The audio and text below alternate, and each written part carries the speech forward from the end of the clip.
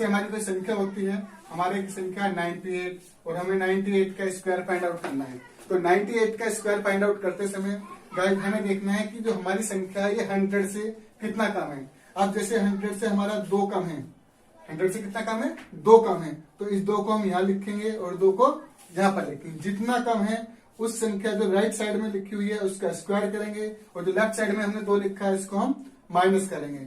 2 का स्क्वायर हम जानते हैं गाइस हमारा 4 होता है।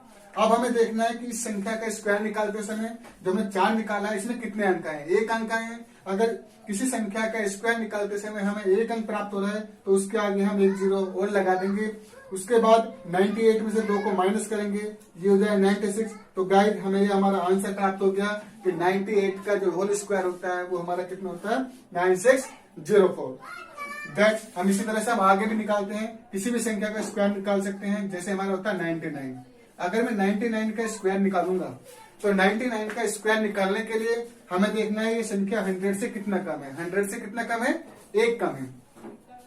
जितना कम है राइट साइड में उसे लिखेंगे और लेफ्ट साइड में भी उसी को लिखेंगे। जो संख्या राइट साइड में लिखी है उस संख्या का मैं करूंगा स्क्वायर और जो संख्या मैंने लेफ्ट साइड में लिखी है उसको करूंगा माइनस। अब 1 का स्क्वायर करेंगे तो कितना होता है, 1। 1 का स्क्वायर करा कितना है, 1।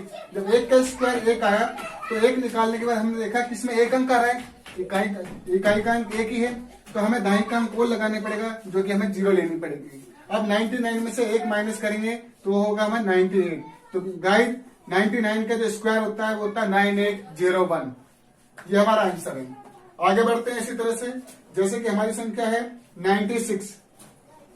96 का अगर मैं स्क्वायर निकालता हूं तो 96 का स्क्वायर निकालते समय मुझे देखना है कितना कम है, ये 100 से 4 कम है। कितना कम है, 4 कम है। अगर ये 4 कम है तो जितना इधर कम है इतना हमें यहाँ पर लिखना पड़ेगा।